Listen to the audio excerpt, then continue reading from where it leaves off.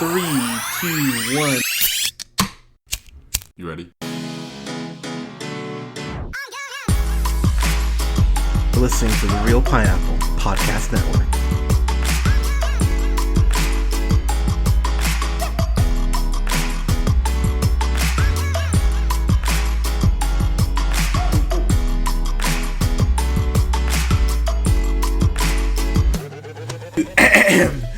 Good evening, everybody. Thank you so much for listening. We are the Real Pineapple. This is Hunter, and I'm here with Colin. Colin, how you doing, sir? What's up, everybody? It's that time of year again. Honestly, it's maybe my favorite time of the year. So while I love our best of, do not misunderstand, because it's great to actually celebrate film. It is very therapeutic to tear just really shitty film down. Very therapeutic. Yeah, and gotta get it out there. And honestly, man, we watched a lot of really bad shit this year. We took our lumps. I was very proud of us. You're proud of our lumps? Yeah, our lovely lady. Our lovely lady lumps. God, we don't know each other at all. But God, I'm really happy we connected that well on that. My lovely lady lumps. Yeah, God, check them out. That song. So we're talking about our worst films of 2018, and I'm very curious to see what is on your list. So we're going to just jump in. So you guys, if you've listened to us before, you guys know how this goes. If this is your first time listening to us, welcome. Thank you much for joining us. So we're going to go through a couple dishonorable mentions here, and then we'll go ahead and jump in. I'll have you jump into your 10 through 6, and then I'll do the same.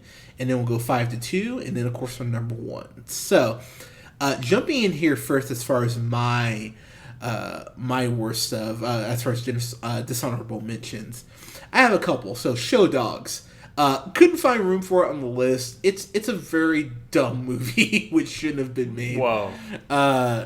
Will Arnett teaming up with the voice of Ludacris is just is ironically enough very ludicrous. Ludicrous as a Rottweiler. Yeah, and you know, they team up to save this panda who's been embezzled into the country. Yeah, it's a horrible, stupid ass movie. So yeah, Show Dogs, definitely a dishonorable mention. We never reviewed this, but Death Wish, the remake starring Bruce Willis. Good God. I never saw it. Oh my God. Dude, I gotta watch it. Is it really it's bad? It's really bad. Like, it's, oh God, it's really bad. I gotta watch that one. Yeah. And Mile 22, starring Marky Mark Wahlberg. Oh, Marky Mark. And Ronda Rousey. Ronda, I can't take a punch anymore, Rousey. They're in this. And God damn, man. Just, and Peter Berg, considering he did Hancock, he's in Patriots Day, which I'm not crazy about. I really enjoyed Deepwater Horizon, though. I went, okay, this is actually really good. He directed Mile 22, and it is lame as hell. The action scenes aren't well done. It's a horrendous movie. And the last thing I'll throw out as far as an honorable mention, I will throw out The Darkest Minds, which is another YA, like, hey, we want to be X-Men, but we don't want to get sued, so we're Generation X-Men. It's a really bad movie. It's actually worse than those those Divergent movies, which is really a feat in itself, because those Divergent movies suck. It's a horrible movie. Yeah, those are bad. So yeah, I'll let you go ahead. Throw out some dishonorable mentions here. What you got? So my first ones I didn't actually see, but I hated because I saw the trailer for them fair. Over and over and over again in like the early spring of 2018. Okay. So the first movie on this list is no, I'm getting there. Okay. The first one is Book Club. Oh yeah, you hated the trailer for Book Club. So I never watched Book Club. But I saw the trailer for Book Club maybe 4 weeks in a row. I was like, this was back when I was going to the movie theater like every weekend, and I think I saw the trailer to Book Club in front of every movie I saw for 4 weeks in a row, and by the 4th week, I wanted to throw something at the screen. That's fair. Yeah, and I mean, it's a little foreshadowing. It was referencing something that may be high up on the list later on. Okay. Wink, wink, nudge, nudge, if you know what I'm saying. Noted.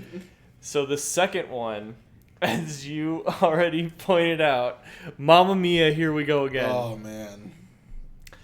I had to see this trailer over and over again. I saw it at least 8 times. Like, at least 8 times. Yeah. The worst was when I did double features because you and I, as we do, we sometimes we find ourselves seeing 2 movies in the same day just to kind of see everything that's out that weekend. And I was really hitting the theater hard, like I remember back that month. And I remember going to see a movie twice in one day, and I saw the Mamma Mia, Here We Go Again, a trailer twice in the same day. And the second time it started playing, I almost walked out, and I was just like, I can't see the second movie. That's fair. I can't. If they're gonna play this trailer, I can't see it.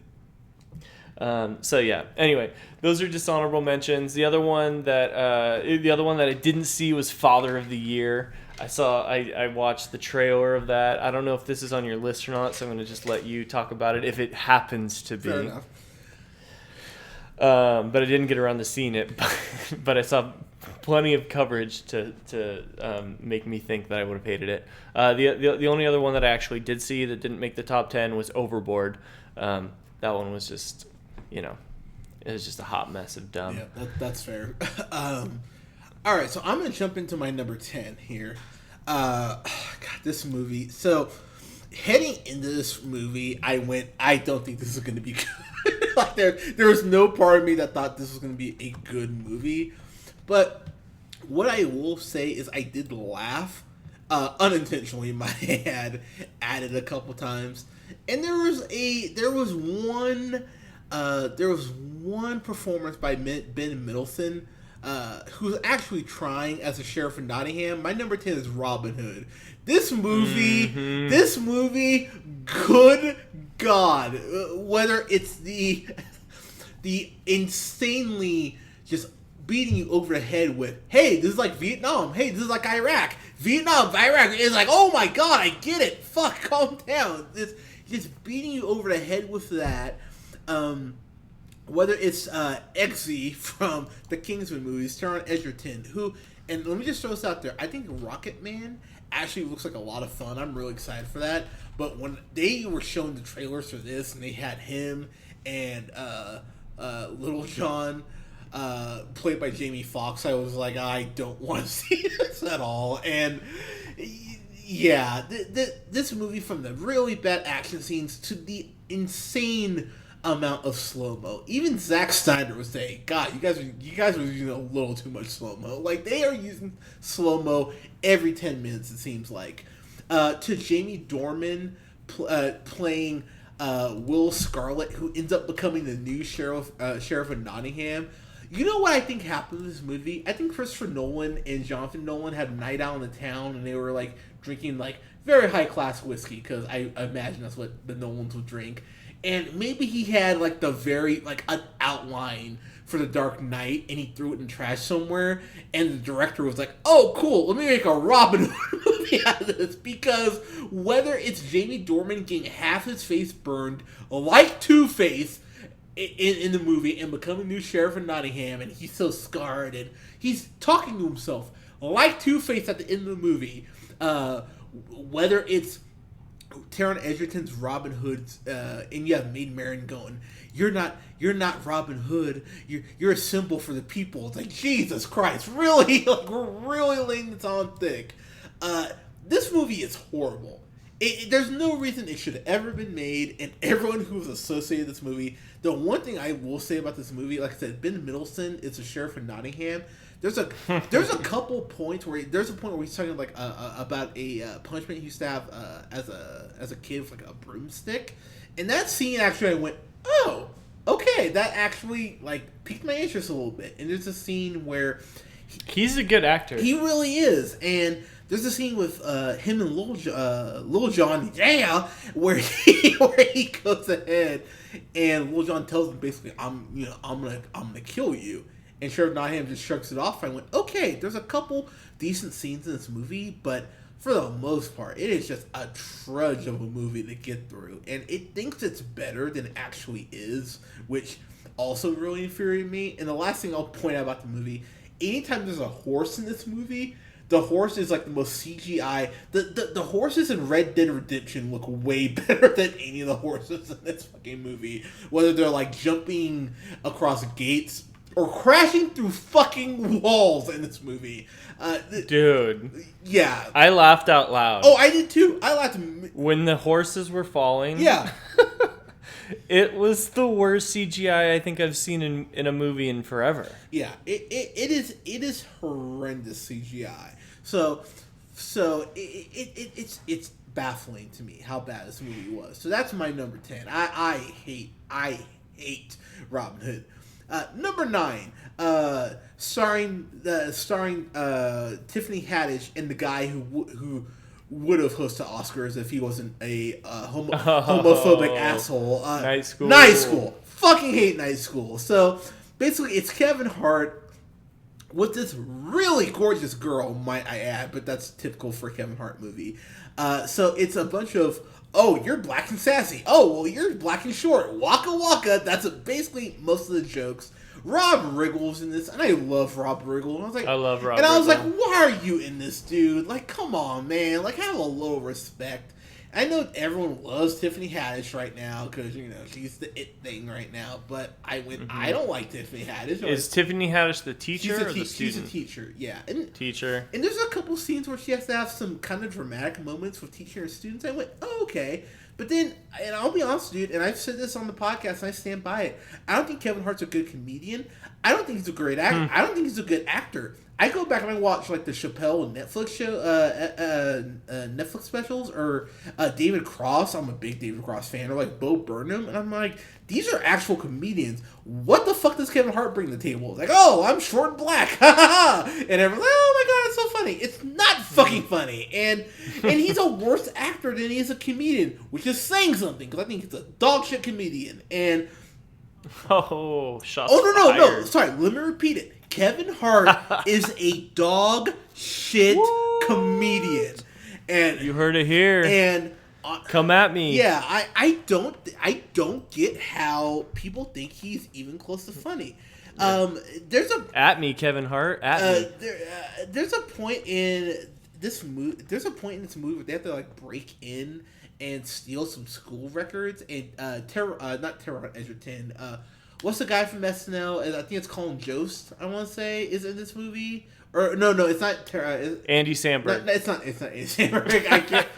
But but basically they're Fred Armisen. It's not Fred. I wish it was Fred Armisen. So I'm gonna butcher her name, but you know who I'm talking about. Lisa Shell. I think I'm sure. Yeah, Shell Singer, I think is how you say her last name. She has Netflix specials. Not only like the stand-up comedian on Netflix. Yeah, the female. So I'll throw it out there. She's absolutely stunning. Number one, she's gorgeous. She has some funny bits. But dude, she has some actual funny bits, and she has funny bits. And I watch her stand up, and I'm like, oh wow, you're you can tell she works hard at her. Yeah, way harder than Kevin Hart. Way harder than Kevin Hart. And so when I watch Kevin Hart's bits, he's like, oh, like I go to my school and I go to a parent-teacher conference. Really? You go to a parent-teacher conference? Fucking doubt it. So, yeah, this movie, there was no effort put in this shit. It was basically like, hey, Tiffany Haddish is hot, and Kevin Hart is Kevin Hart. So let's just put them together, and let's give a bunch of room to improv, and let's just sell it as a fucking movie. And that's all it was. No effort actually put into this. So, yeah, that's my number 9. Can't stand that movie. Number 8, I Feel Pretty. Amy Schumer is fucking terrible, and I've been saying it for years, and I stand by it. I think Amy Schumer, I know people go, well, didn't you like Trainwreck? Yes, I really enjoyed Trainwreck, but even a broke clock is right once a day, and I cannot stand Amy Schumer. Preach. The fact of the matter is, And can I just point out, just from a genuine feminist perspective, can we point out the fact that all these, like, so many of these movies that empower women involve them getting bonked on the head to go ahead and actually go like, oh, I have value. What are the other ones? Like, dude, fucking, oh god, Isn't It Wonderful? That movie, Rebel Wilson gets knocked out in the head, like gets hit in the head. It's like, oh, do you have a concussion? No, I think I'm fine. Oh, I have self-confidence and worth now. I mean, granted, men fucking slam women every fucking chance we get with 17 Magazine, Cosmo, and all this bullshit and say, hey, women, be okay with this. Sorry, getting off tangent. Anyways, but I feel pretty. Amy Schumer, it's her whole, like, oh, I have a job at a corporation, but I want to move up the corporate ladder, but I'm shy, and I don't know how to talk about it. And, of course, she gets hit in the head and goes, I have to fall off a treadmill, and goes, oh, my God, I'm so fucking hot. And you know what? I'll tell you right now, as a black dude, I like my girls a little thicker. You know, I have no shame in my game. But I'll tell you point blank, Amy Schumer. It's not even the fact that she's unattractive as just looks wise. I watch her in interviews and I go, I don't think she gives a shit about anyone else besides herself.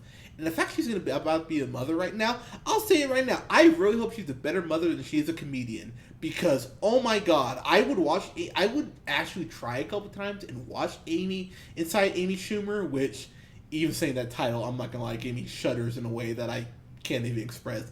But having her have her own show, I went, oh man, so these are all the old scripts that Key and Peele threw away, and Amy Schumer happened to find them because, you know, she's never stolen a joke before, wink, and she goes ahead and puts it on her show. I think Amy Schumer is horrible, and again, Trainwreck, really funny movie. Give her all the credit in the world for that. But whether it's Snatched, whether it's I Feel Pretty, she's done nothing good since then. And I think she's starring in the Barbie movie, which I went, well, cool. Like, if you melted Barbie with a magnifying glass, I guess it would look like Amy Schumer, but whatever. Apparently, we have to see that shit. But yeah, dude, I Feel Pretty. God, I can't stand movies. That's number 8. No. Yeah, that's a very fair pick. Thank you. Number 7. Oh God, John Travolta, stop making movies. Gotti is my number 7. I watched Gotti. I actually got this from Redbox, and I actually had to watch it 3 times. I did try to watch it 3 times in a row because John Travolta. First off, he can't do an accent. Number 1. Number 2, the whole campaign that the studio's running about, oh, don't believe the trolls, go see Gotti, it's a great movie. I went, is it though? It's a great movie. I'd rather watch that last Hitman movie they put out than watch Gotti ever again. John Travolta, man, like his career, like he's just terrible, man. He really is. I think the last movie I liked John Travolta in, oh God, Hairspray, I think, was the last movie I liked him in. Hairspray was the last movie? Dude, I cannot think of I think the last movie I liked him in was Saturday Night Fever. Oh wow, that's way far back. That's like but actually, no, the last movie I liked him in was Pulp Fiction. Okay, so that's still like, what, 95? Yeah, fuck him. Yeah, I mean, but dude, Hairspray's 2007, so that's 12 years since I've liked something that he's been in. And I go like, oh, okay, this is good. Yeah, John Travolta's horrible, and the thing is, he can't pull off the Italian accent. He is trying to come across like a boss, and he just comes across as a goon who can't intimidate anyone. And even the way this is, his accent is abysmal. It's really terrible. It's like insulting. Yeah, like if I was Italian, I would be mad as hell. Like I would legit be like, "Who the fuck do you think you are?" In first person. Like some of the things he says sound so like stereotypical character, like caricatures of like what an Italian would sound like. You know, honestly, it's very much like that Family Guy joke, the Baba da Biba. Like that is less offensive than what John Travolta does in this fucking movie. I could not stand Gotti, and by the time I got to the end of it, I went, cool. That is 2 hours of my life I will never get back. Thank you. Really appreciate it. So, numbers, that's my... dude, oh, I hate that movie. That's my number 7. And before I kick it back to you, my number 6, Life of the party. Melissa McCarthy. Good God, I'm so done with this woman falling down flights of stairs and being like, oh, like I'm a little heavy set, but I'm clumsy. And is that charming and cute? No, it's not cute or charming at all. And the moment, and I cannot stress this enough, the moment that they went, she was like, I'm my Vagoogle, or whatever the fuck she says in that movie. Like, I went, all right, this is not working for me. Having Julie Bowen from Modern Family, who may I add, is just, not only did I love her in that show Ed that she did on NBC like back in like '99. I've had a thing for her since then, but she's been great on Modern Family, and I think she really is a genuinely good actress. And seeing her play a bitch, I went, oh, all right, like you're stretching yourself a little bit. I appreciate that. The whole subplot with Melissa McCarthy's character being like, oh, hey, like I'm a 40-plus-year-old in college, and she's fucking a 22-year-old who is obsessed with her, might I add, and the movie just goes like, yep, this is totally normal. This happens all the time. Like, really? Does this happen all the time? And the fact that the movie starts off with her husband going like, yeah, I don't love you anymore. Like, we're getting a divorce. Dude, that was brutal. Yeah. That wasn't even, like, fun to watch. Like, why is this in a comedy movie? And so I will say, Mae Whitman, so she was in that movie, The Duff, right? And she, of course, is in Scott Pilgrim. I really like Mae Whitman. I've been a big fan of hers for a while. She's on this movie with my future ex-wife, Christina Hendricks, called Good Girls, and which is on NBC, and then sounds like a good watch. It actually is. It's actually a really entertaining show. It's got and I'm blanking on the freaking Donna from Parks and Rec. Retta, thank you. Oh, okay, nice. It's actually a really good show. And Mae Whitman, like I said, I think she's actually gorgeous and charming, and she has great comedic timing. And she was the one thing about this movie that I went, okay, every now and then she'd get a line in, but then Melissa McCarthy would come back in and go like, oh, hey, it's all about me, and then fuck up the movie. And then, of course, Jillian Jacobs, love her from Community. She was in that Netflix show Love that I actually really enjoyed. And she's in this, and they gave her fucking nothing to do. So, yeah, it's fucking horrible. It's a horrible movie. And I really remembered, like, so many daughters and their moms going to it and going like, oh my God, I had fun. And I'm just sitting behind people going, who the fuck is having fun with this? I'm not having fun with it. So, yeah, that's my number 6. Absolutely hate that movie. Colin, you're 10 through 6, sir. That was a beautiful start to the list, sir. May I just give you great praise. Appreciate that. Beautiful list. I say that because there's a lot of repeats on my list so far. So let's just jump right into it, guys. Number 10, worst films of 2018. Colin Patrick O'Neill version. Nice. Number 10, we got Mr. John Gotti. Good start. Directed by Kevin Connolly. You would know him Entourage. as E. Yeah. From I forgot Entourage. about that. Yeah. Directorial debut. What a great start. E. So just remember E. Yeah. Oh, God. Dude, what? This movie. I'm really happy you saw this, because... Yeah, I had to. I it was getting close to crunch time. I was like, I got to make sure I don't miss out on any of the, like, universally disliked movies of the year. And lo and behold, what does Amazon Prime have now? They got Gotti. So I encourage all of you to go watch Gotti if you have Amazon Prime. Yeah, agreed. Yeah. So basically, we got Kevin Connolly directing here. Dude, John Travolta. You were talking about it when you were speaking on Gotti.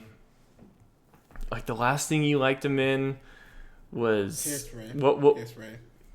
Mm-hmm. Hairspray. I mean, dude, he just has been bombing everything. Yeah. Lately. Yeah, it's true. Let's look what they have written for the storyline here.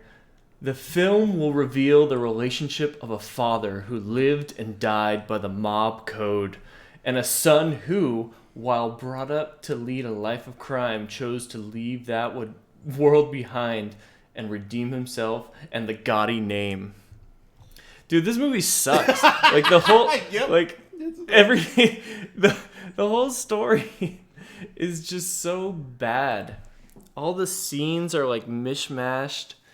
It's like jumps around from timeline to timeline. For this series of the worst list I have here, I've decided to go onto IMDb and randomly choose a review from a user. Okay. And read that out, as long as that review indeed backs up what I also think. That's fair. But yeah, so this was written on July 28th, 2018 by a nice user named Skivs. This movie came out June 15th. So this was, good month and a half after the movie debuted. His review just says, "This movie sucks." S-U-X.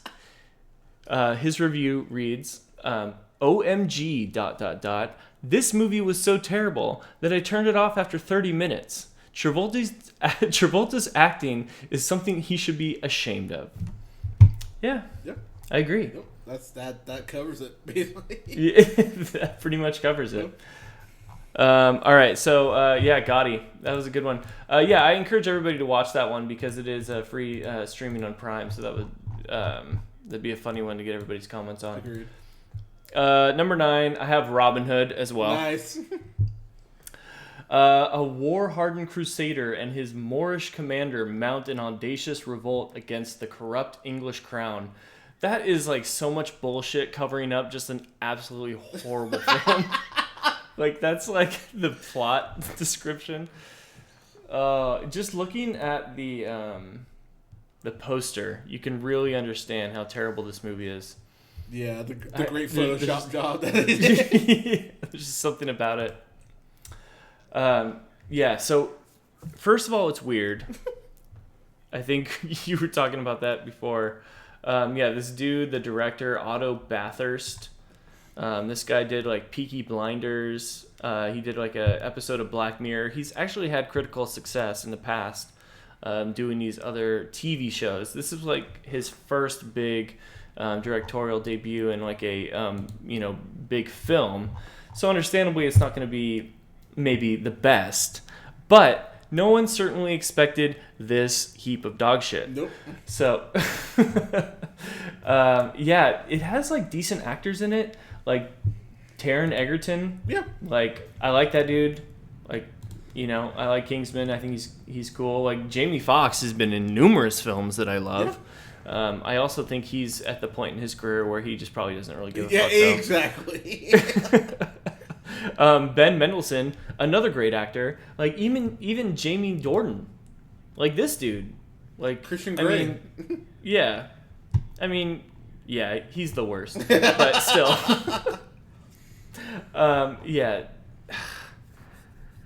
What's this opening scene with can we talk about this opening, battle scene where they have this dude and it's clearly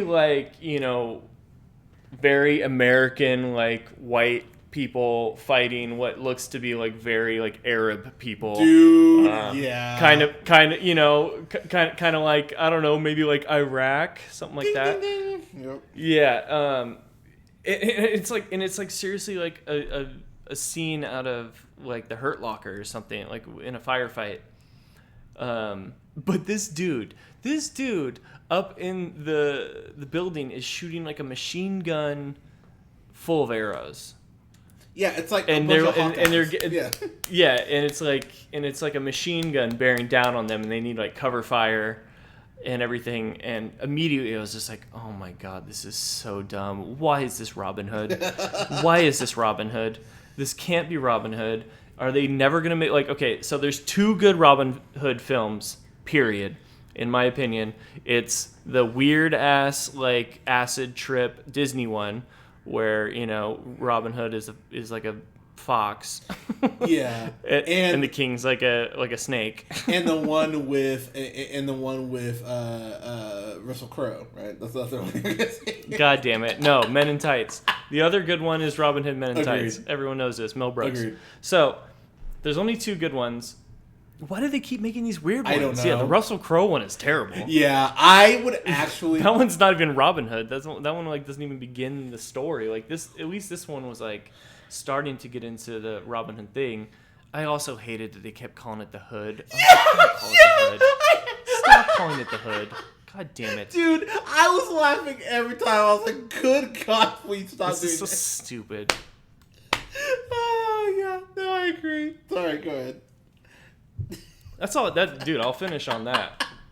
Yeah. Oh, wait. I picked a IMDb user. Oh, you ready for go this? ahead. Okay, this is from Jack McGadden on November 24th, 2018.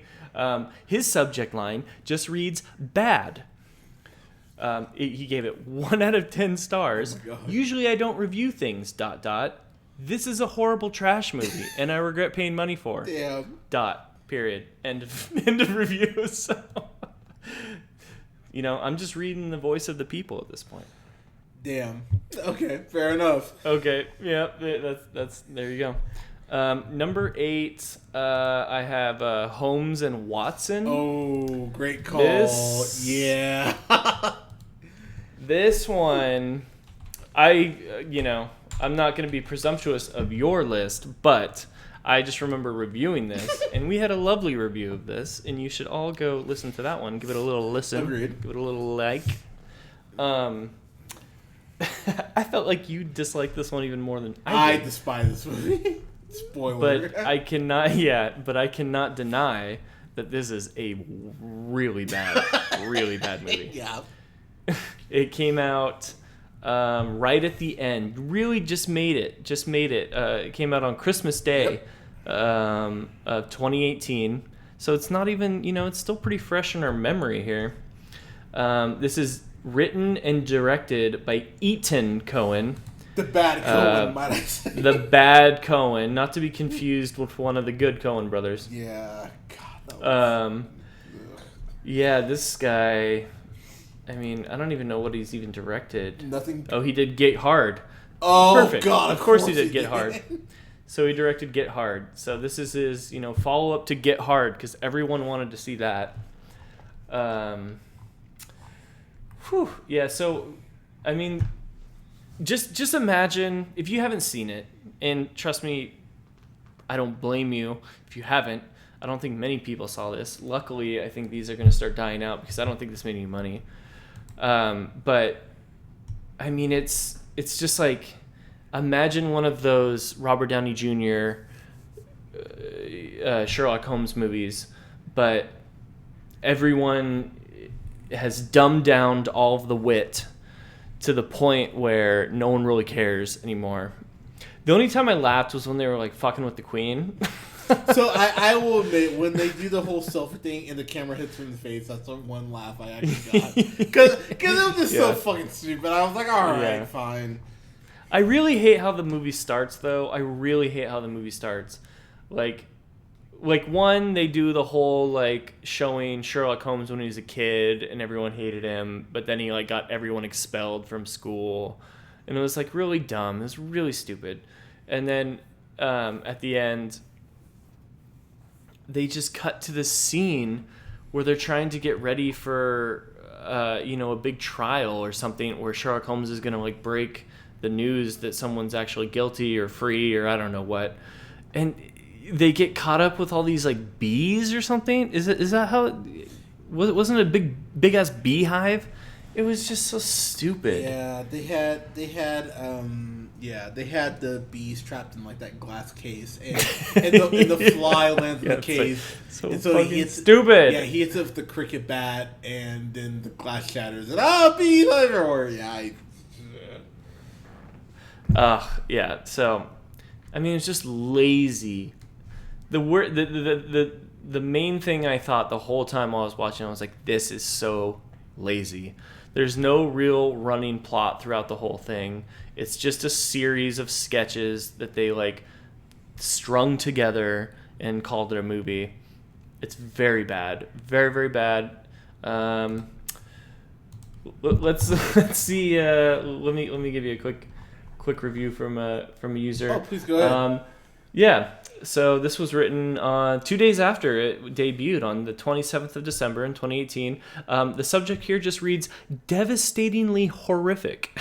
Damn, that's pretty accurate. And and the main thing that I'll highlight from this is just he has like 5 really long paragraphs, and then he has one little tiny paragraph, but it's just one sentence, and all it says is, "Well, this is bad."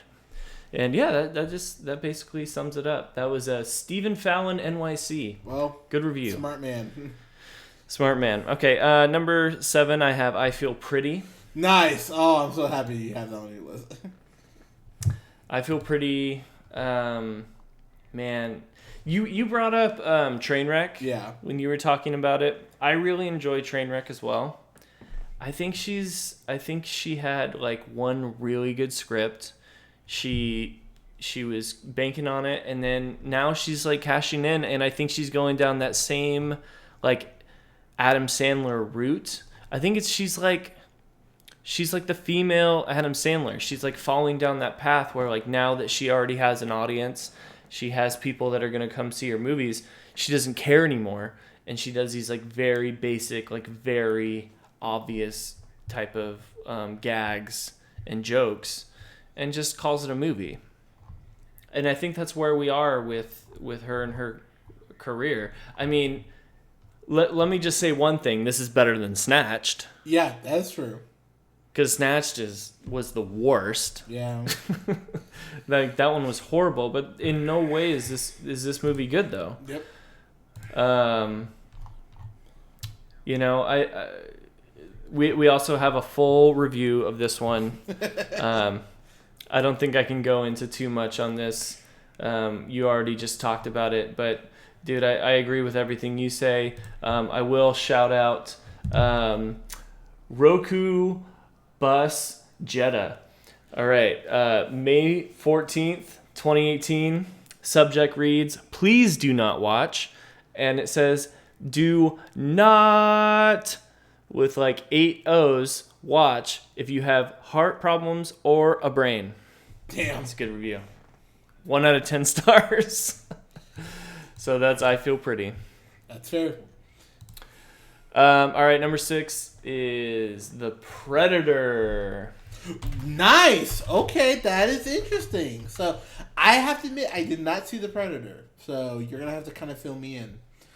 Okay. All right, number 6, The Predator. Yeah, I didn't know if you saw this one or not. I went to the theater and I saw this movie, and let's see what the runtime on this movie was. An hour and 47 minutes, and for probably like an hour and 20 minutes, I wanted to walk out. Damn. Okay. Let's read the description they have here.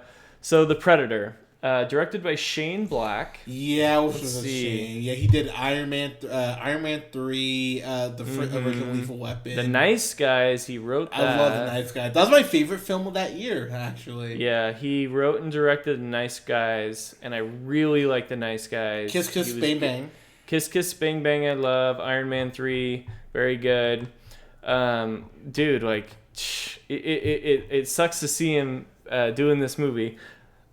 But this movie was terrible. That bad, huh? Oh my god, yeah, I hated it. Like, okay, so directed by Shane Black. Yeah, that is a bummer to see him on this list. So I'll be nice to him because he has a good, he has a good history. But dude, the banter between all the guys in this, it's so like over the top, like testosterone filled, like macho, like jarring back and forth, but it's not even like like WWE, where it's like, over the top on purpose to be kind of like, it's fun, right? Like these guys are like trying to be way too serious the whole time. So they're like totally unbelievable. And then you have, Keegan-Michael Key, who I like. I like Keegan-Michael Key. I do too. Yeah. He's just like, I don't know. I think he's started to like take like all these roles and he kind of plays the same guy. So he even seemed like he wasn't into it. Okay. a lot of the time he seemed like he was just like, dude, what is this? Olivia Munn is whatever. I was about to ask, did she do anything in the movie, or is that like... Dude, like she's very forgettable. Okay. Yeah. But I mean, basically they're all just a bunch of like, rough and tough, like mercenaries, and the predator gets loosed and like we gotta go down this way, we're all on a bus together. Wait, R. Kelly gets loose? That's horrible. Yeah. Sorry, allegedly, pardon me, wink, go ahead, sorry. Dude, but it's just cheese fest. It's like a B movie that does it, but it's like still trying to be like serious. So it's not really like a true B movie. So I didn't know how to take it, but honestly, it was the whole time I was watching it, I was just completely and utterly disappointed. I was not entertained at all. Wow. I never at one point was sitting there. I'm just like, I want to see what happens next, or I want to see more of this. I seriously wanted to leave the whole time. It was one of the few movies all year where the whole time I was just like, I'm so bored. This is so stupid. I just want to leave. So it gets that award on my list for that feeling alone. That's fair. Yeah. All right, man. What you got for 5 through 1? Okay, yeah. So 5 through 2, because we're gonna save it. Oh, 5 through 2. So yes, okay, so my number 5. We've been dealing with this film franchise for a while, and the only good thing I can say about this is thank God this film series is over. 50 Shades Freed. Good God, these movies have just been terrible to sit through. It's somehow 50 Shades Freed might be the worst one. Whether it's Christian Grey, the old book publisher breaking into Grey Enterprises, where he has a key card that unlocks everything somehow as a visitor's pass, to the fact that he's stalking Anastasia Grey. Pardon me. To the fact there's a Fast and Furious car chase scene in here. The movie makes no sense, and the movie just kind of ends with them going like, "Oh, hey, I guess we're married, let's have kids." Which, the way the movie presents it, there's no point where you go, "Oh, Christian totally wants to have kids." He doesn't want to have kids, and so when the quote mid-credit scene pops up and, "Oh, they have kids. Oh, it's a happy ending." No, those kids are in a very dark place and they should not. That movie. And the fact that they go to the cabin with Christian's brother and his fiance and they fuck on the kitchen table at 3 a.m. and, "Oh, hey, we have ice cream. Let's use it as foreplay." They're fucking on the kitchen table. They're about to eat dinner or breakfast on that. 5 hours later, and just do you see them disinfecting the table? Nope. They're totally unsanitary. Yeah, they're unsanitary fucking goons, and they should be ashamed of themselves. So, yeah, number 5. Absolutely can't stand that movie. Number 4, Holmes and Watson. Oh my God. This movie came in at the bottom of the 9th, right before 2019 kicked off, and I said in our review, if you have not checked that, you definitely should. Will Ferrell is past giving a fuck. You want to know that Will Ferrell doesn't care and he's just trying to go ahead and get back in people's good graces? Look at the fact that on iHeartRadio, there's a Ron Burgundy podcast now. He doesn't know what he's doing anymore. He doesn't give a shit because he knows, oh man, I have fucking sold my soul to just make very mediocre films. So I can always go back to Ron Burgundy because people love Ron Burgundy. John C. Reilly, God bless him, he was trying. And you have Hugh Laurie in here, and Steve Coogan, and Ray Fiennes is Moriarty, which to this day just blows my mind that Ray Fiennes was in this movie and they could not find a way to use Ray fucking Fiennes. The fact he's in the movie for maybe 5 minutes if I'm being generous, and doesn't really even factor into the very end plot really that much. They kind of go, oh yeah, Moriarty's still around, so we kind of have to address this again. But bottom line, it's a horrible, horrible movie. You mentioned it's Ethan Coen, right? Who did that one? Ethan Coen. Yeah, the bad Coen. He went ahead and directed this, and it shows that the movie was in limbo or in development for about a decade because it kept changing out the script and all this shit. And yeah, Will Ferrell, man, I really think he should stick with Funny or Die and just not do films anymore until he can present something that I go, oh yeah, this is like classic Will Ferrell. This is Talladega Nights Will Ferrell. This is Anchorman Will Ferrell. I don't want this Get Hard or The House Will Ferrell. I don't want to see anything from that Will Ferrell because that Will Ferrell doesn't know how to make good comedies anymore. It's really sad, to be completely honest. So, yeah, absolutely terrible. So, yeah, number 4. Number 3 is shockingly a Tyler Perry film, Nobody's Fool, which has such a shocker. Yeah, which has Tiffany Haddish and Whoopi Goldberg, and this is Tyler Perry trying to go like, hey, I can be sorry, pardon me, it's kind of funny, ironic to say that. Hey, I'm Tyler Perry, I can be funny, and I can go ahead and girl power. Yeah, it's a horrible movie. It's a whole fish out of water story, and Tiffany Haddish plays this, dumb hood rat, and it's like, oh, she's a fish out of water. She can't get a job, but her sister helps her, and she's the one that keeps it real. This is more what happens when keeping it real goes wrong. This is a horrible fucking movie, and the fact that Chris Rock was in this in a cameo, I went, oh wow, fuck you too, Chris Rock. One of the best stand-up comedians we've ever had, and fucking sells his soul. Just go like, oh, $1 million for his cameo? Sure, why not? Probably the most expensive thing that Tyler Perry did in this whole shoot, because damn sure wasn't set on framing shots or paying the actors or actors that he had. He probably went, oh, I can pay Chris Rock $1 million. He'll sell his soul for 3 minutes. Everyone else, you get, $5,000, maybe $10,000, but I'll talk to you about the Bible, so it's totally fine, right? God pays in money. Yeah, fuck Tyler Perry. So the fact that number 3 easily. Nothing about that movie was fun or funny or made me chuckle or in any way. Yeah, fuck Tyler Perry. That's my number 3. Number 2.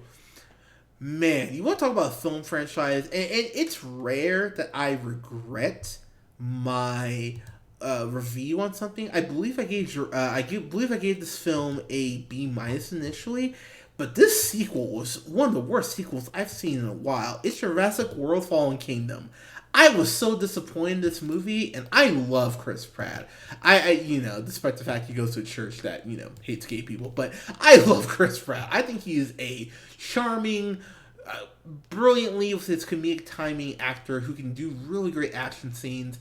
But him and Bryce Dallas Howard going ahead and basically fighting velociraptors and other dinosaurs, and then when you find out there's a girl in here where she's or she's part velociraptor clone, I was just like, oh my god, you guys are just you're not even fucking trying anymore. It's frustrating as hell. And the fact is, we're getting another Jurassic World movie, and you show someone like Jeff Goldblum in the trailer, and you go, oh, we're gonna get some Ian Malcolm minutes. You get Ian Malcolm for maybe 2 minutes in this movie. Like, it is a blink and you miss it sort of cameo, but oh, we have Ian Malcolm, so come on, you guys want to see this, right? No, I don't want to see another Jurassic World. I'm done with these movies. I wish that they would not make another one, but the fact of the matter is, I believe the last one made $1 billion. So yeah, we're getting another Jurassic Park movie, or Jurassic World, pardon me, whether we like it or not. these films have just really been disappointing. And I mean, I guess I'm happy for Chris Pratt because, he gets to make money off these. Good for him. But, people were fools apparently. But honestly, though, just a really bad movie where when I left the theater, I went, I don't want to see any more of these. And the fact that it's giant dinosaurs and I'm going, wow, I'm bored. I don't want this anymore. That should really say something. So that's my number 2. Colin, go ahead with your 5 through 2. Nice, man.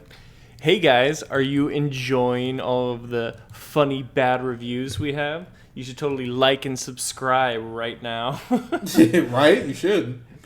All right, so going into, we'll just jump right into it. Number 5, Pacific Rim Uprising. This was a horrible disappointment. Yeah. I've never seen one in my entire effing life. The first Pacific Rim is very near and dear to my heart. Yes, it is. I very much love that movie.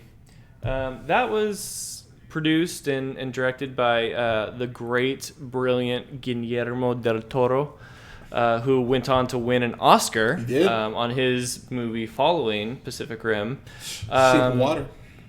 Shape of Water, that's correct.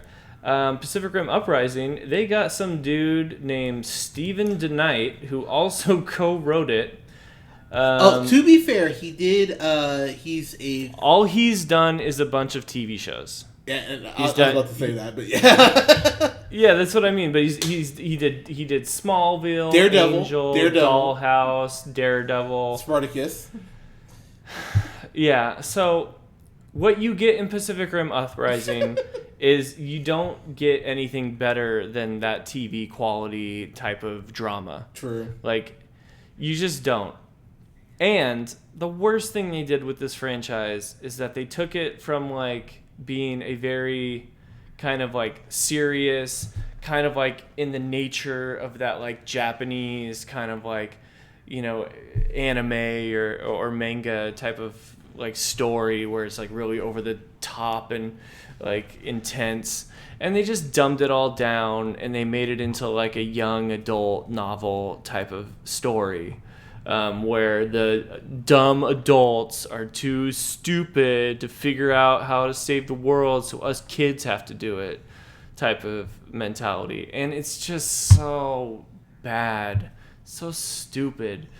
And I can't hate on John Boyega too much.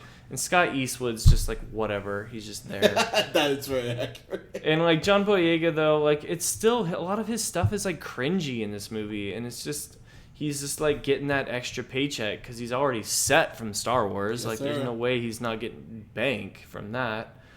So, I mean, dude, this movie was such a disappointment. It shouldn't have been made. Like, at the point when Guillermo del Toro was like, I'm going to do Shape of Water, I'm not going to do a next Pacific Rim, like, they shouldn't have just, like, shopped it out to the next idiot that, like, said, like, oh, yeah, I can make, big robots fight monsters. They should have just been like, let's just stick with the first one. It's great. And that's what everyone should do. Just stick with the first one. Don't ever watch this. This is pathetic. It's horrible. All right. That's fair. Number 5. Okay, so number 4 is Life of the Party. Yes, thank God. Just an absolute fucking cringe fest the whole time. Yeah, the opening is so inappropriate for comedy. Then she just jumps in with her daughter's fraternity. Her daughter is not a real person. She just keeps allowing her mom to just keep doing what she's doing. It's the dumbest movie. All of the jokes. This movie definitely felt like the laziest Melissa McCarthy movie of them all. It's kind of just going in that trend of Holmes and Watson, I Feel Pretty, Life of the Party. They're just lazy, man. They're just lazy, dumb comedies. And it's just sitting through them with all their cliched and, throwing the same jokes into the washing machine and spitting them back out into our faces. I don't want to sit in a theater and see this shit. Fair. You know what I mean? Oh, I do. Trust me, I get it. Yeah, so this is just another one of those movies. You know, at least Adam Sandler. Say what you will about Adam Sandler. At least he stopped making us go to the theater to see his dog shit movies. At least you can just see him for free in your Netflix account, even though no one should watch him. All right. So that was number 4. Moving on to number 3. We have Red Sparrow. Oh, so I actually watched Red Sparrow once, and yeah, I kind of forgot about it. But please talk to me. Why do you hate this so much? Dude, Red Sparrow is so uncomfortable to watch. First and foremost, it's like Russian kind of like intelligent officers. You know, mixing with like CIA shit, but it's just in this like super dark, like not entertaining, not like in any way like you know, interesting to watch. It's just a hot garbage mess of, you know, shitty, disturbing scenes that I feel like, why the fuck are you making me watch this? Like, type of footage. Yeah. You know, there's like torture and like these weird graphic nude sex scenes that are like not, you know, arousing at all or nice to watch. They're just like fucking weird. It's so bad. And the worst sin that this movie commits is that it's just god awfully boring. Like the whole time nothing interesting is happening. It's just boring. It's this Sparrow school, and I mean, yeah, she's tracking the CIA officer. I mean, the whole time I was watching it, I was just like, God, can we just get it over with? And it was 2 hours and 20 minutes. Yeah, almost 2.5 hours. This is why it made it so far up my list, by the way. That's fair. If you're going to be this bad and you are 50 minutes over the minimum of a feature-length film of 90 minutes, you're making me sit there for 2 hours and 20 minutes? I mean, yeah, you're top 3, 100%. That's every time. That's fair. That's fair. All right, number 2, you mentioned it earlier. Good old Show Dogs. Oh, Show Dogs is so good. So Show Dogs is terrible. It could be easily the number 1 worst movie of the year, but this is the only movie on this entire list where I would tell people 100% you need to go watch it. Okay. Because it's so bad. It's so bad, but it's so amazing to watch. It's so funny. Ludacris playing Max, the big-ass Rottweiler. I mean, I don't know who was doing the CGI for the mouth work for the dogs, but it's absolutely hilarious looking. I love it so much. I don't even hate this movie really at all. There was this big story that came out though, and I actually saw the version that had been like changed. Oh, did you? Yeah, I believe so, because originally Show Dogs debuted in theaters and it became a huge news story that people were complaining that Show Dogs was actually prepping children to be more okay with adults touching their genitalia because the movie had an entire part about how Rex had to get his balls fondled for the talent show, and I think it was Will Arnett's character Frank was just like, come on man, it's fine, everybody's doing it, and people got really up in arms about it, and they actually changed the movie. So none of that is actually in the movie anymore, unless you get the super secret Blu-ray, and then hell yeah, you can watch that shit. Yeah, I watched it on the censored version. Yeah, but Yeah, I can't even hate it that much. But I mean, Show Dogs, fuck man, it's so funny. I would rewatch it right now, but it's maybe the worst movie of the year, but I love it. That's fair. All right, so my number one, and so this is impressive. This is a film I saw back in January, and I'll be honest, I had this locked in pretty much at number one, and I went, all right, I'm really curious if anything will beat this, and nothing did. It is Tyler Perry's Acrimony. This movie, oh god, with Taraji P. Henson and a bunch of other actors and actresses that don't matter. The fact this turns into basically a Jason movie where Taraji P. Henson's character is teleporting to go ahead and torture her ex-husband. It has a scene where she's in her counselor's office, Taraji P. Henson, and goes, well, you know, do you feel like you're being a stereotype of being the angry black woman? She goes, first off, I'm not angry, but second off, fuck you. And I was like, really? This is how we're starting this fucking movie. Tyler Perry, again. Seriously, I really truly believe he hates black people. I truly believe that, because you could only hate black people and write them so badly. And the bottom line is, this movie is damn near, pardon me, I want to say it's over 2 hours if memory serves correctly. But the budget on this, okay, so this wasn't January. I thought it was January. Pardon me, it's March. Oh god, it's almost a year to the day, about 3 weeks short. But honestly though, 19% on Rotten Tomatoes, a 1 out of 4 on Rolling Stone. What else do you need to hear except for the fact that Tyler Perry really cannot write women? He can't write anything, but especially women. And the fact of the matter is, this woman, Taraji P. Henson's character, and do not misunderstand, I think Taraji P. Henson is talented. I think she is gorgeous. I would love to interview her.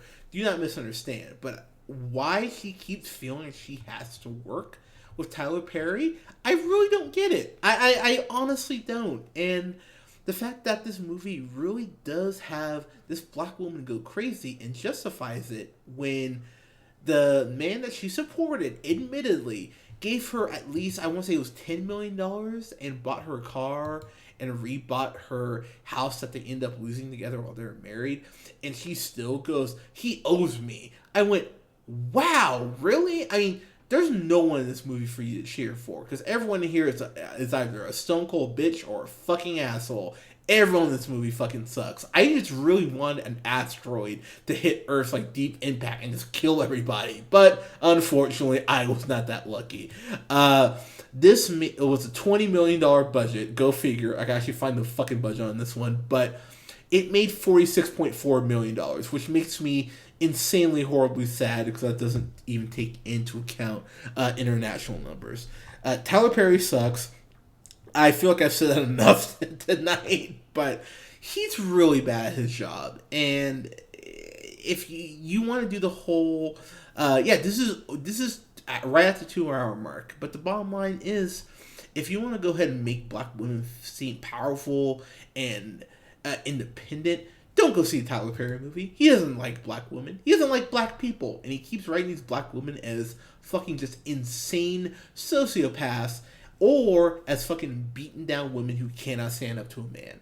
And this movie is just every range of why Tyler Perry is so bad at his craft. So, yeah, it's my number one. If I ever meet Tyler Perry, this will be one of the first movies I bring up and go, you're the fucking worst. And I truly believe if we gave Colin 6 Ambien and he smoked a joint, Colin could write a way better script than anything Tyler Perry's that script would be wild. Yeah. And you know what? It would make way more sense than any of the fucking shit I've had to sit through for him. So, yeah. Acrimony is my number one. Fuck Tyler Perry. Colin, go ahead. What's your number one? Nice, man. I love it. I didn't have the pleasure of seeing Acrimony, but I may just have to treat myself to the worst movie of the year. For my number one, it's the third time, and it's the last time. Dakota Johnson. Yeah. Jamie Dornan. You're fucking gone. You're out of here. Yep. I don't have to see your shit on Valentine's Day. No more. Nope. I you know what, man? 50 Shades Freed. I'm fucking 50 Shades Freed of this shit. I'm free. Yes, sir. This fucking bullshit franchise making me going and seeing these goddamn movies every year. 50 Shades Freed came out right around Valentine's Day, as it did. Sure enough, third time's a charm. Early 2018. Directed this time by James Foley, the same guy that at one point directed Glengarry Glen Ross. Yeah.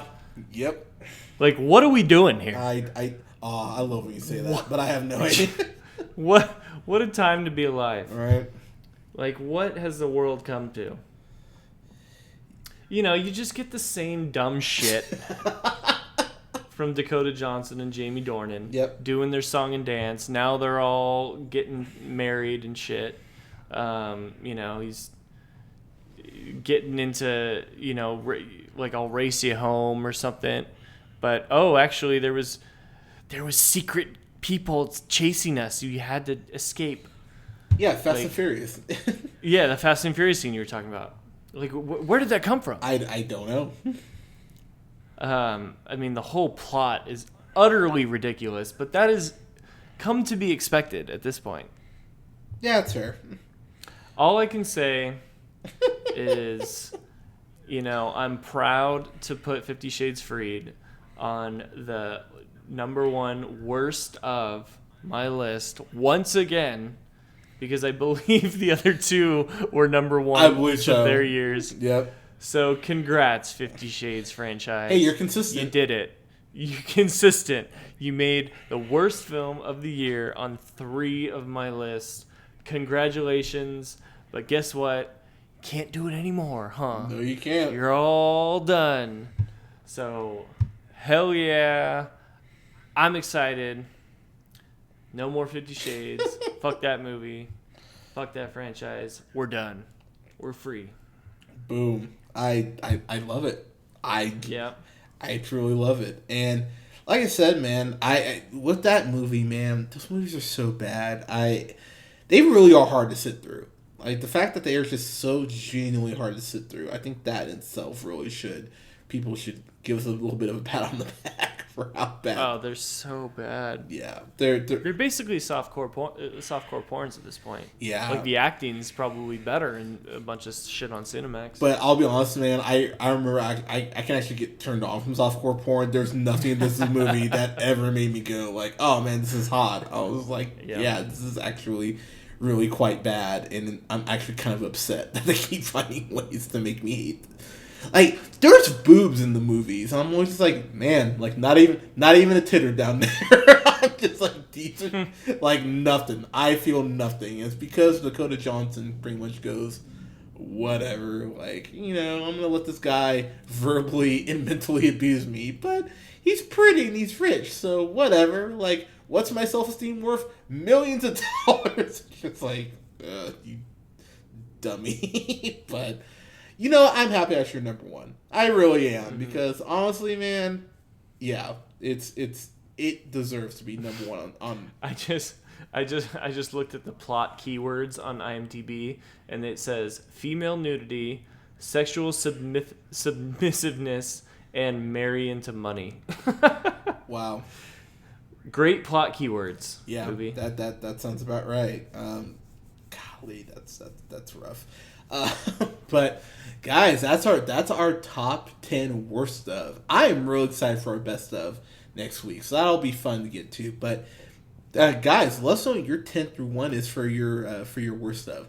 There was some really bad stuff that came out last year, so I'm curious to see what people have to say what their worst of is. You can go ahead and like us on Facebook at The Real Pineapple. You can follow yours truly on the Twitter at JHunterRealPineapple. You can go ahead and follow Scott on Twitter at Nearman1. And you can go ahead and follow Colin on Twitter at The Real O'Neill. And you can go ahead and follow us on SoundCloud, iTunes, Google Podcasts, Podbean, and now Spotify at The Real Pineapple. Guys, thank you so much for listening. We'll have reviews up this weekend for Malcolm X, which I am so stoked for. And we'll have a review up for what is going to be a very divisive film if the way the trolls are already coming out is any indication in Captain Marvel. So, guys, thank you so much for listening. We'll talk to you soon. Take care. Bye. Dude. I'm proud of us. We got